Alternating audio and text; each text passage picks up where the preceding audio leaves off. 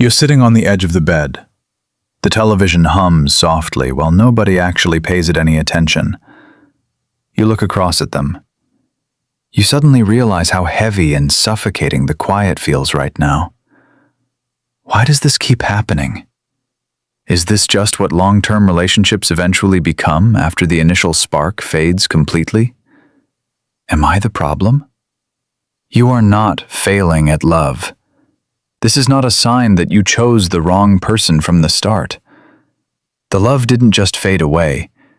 It grew exhausting because your emotional safety completely disappeared overnight.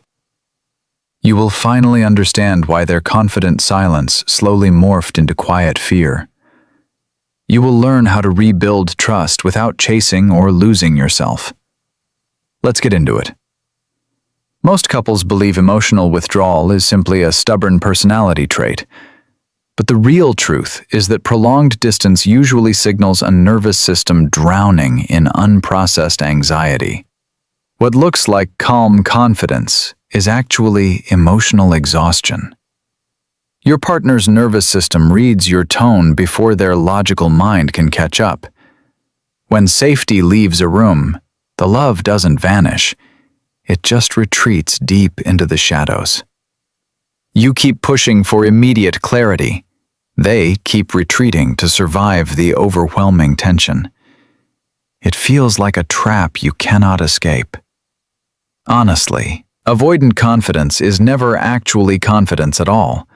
It's just a carefully constructed defense mechanism. The moment that heavy wall becomes impossible to carry, anxiety starts leaking through. That isn't a character flaw. It's an attachment pattern begging for honest repair. When you finally see this pattern, the blame completely drops away. You stop fighting their withdrawal. You start noticing the unspoken longing beneath the surface. That changes how you speak. It changes how they listen. It changes everything. Here's the part no one talks about: the armor crack moment. Most couples mistake quiet detachment for emotional independence, but their nervous system has been bracing for rejection so long that the silence slowly mutates into quiet panic. Not louder conversations, not more compromising, not scheduling weekly check-ins, but two people who finally feel safe enough to drop the exhausting act. The disconnected version sounds like, "I just need space. Stop overanalyzing everything I do." The connected version sounds like, "I'm pulling back because I'm terrified I'll ruin this. Can we just sit together quietly for a while?"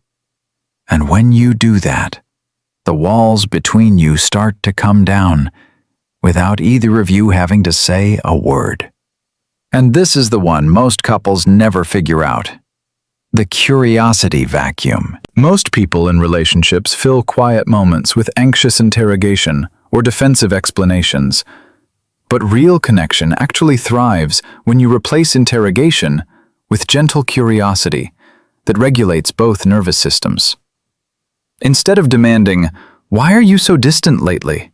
you ask, "It feels heavy between us, and I just want to understand your side." They hear curiosity instead of accusation. And here's what changes everything.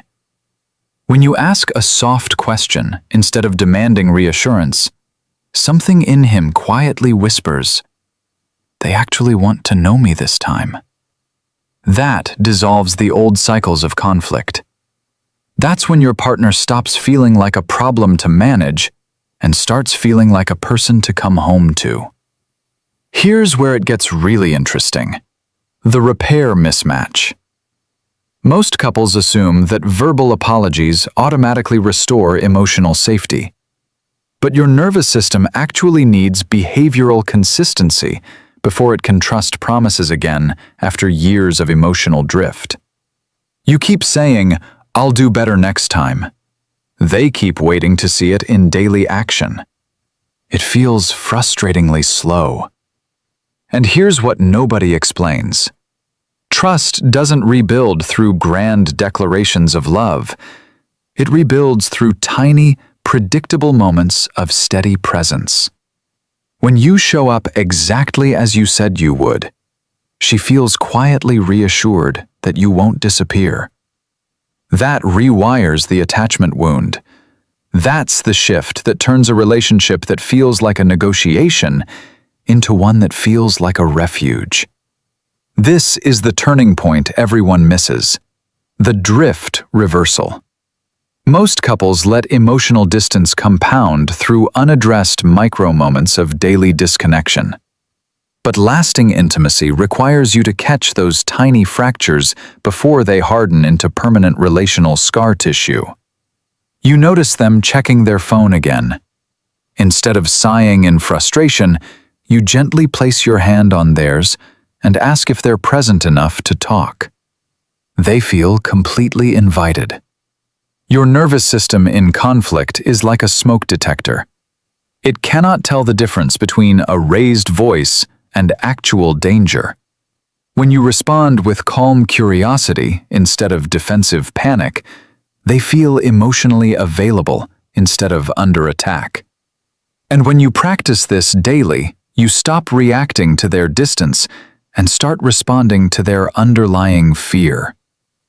Here's the final piece of the puzzle: the identity alignment. Most couples treat relationship work as a collection of communication hacks and scheduled check-ins. But becoming a secure partner isn't about memorizing scripts. It's about fundamentally changing how you hold space for another person's emotional reality. You drop the desperate need to control their healing process. You simply offer steady presence while they navigate their own fear of closeness. They feel completely free to return. This isn't a technique for avoiding conflict. This is what it looks like when someone learns to love without losing themselves. When you embody that steady presence, something in them finally settles down. That's the moment the fear dissolves into real, sustainable closeness.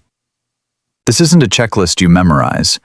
It's a quiet invitation to show up differently every single day. When you internalize this truth, you stop reacting to their silence and start responding to their humanity. Your partner will feel the profound shift in your energy long before you ever speak a single word. The relationship you want doesn't arrive when they finally change their habits.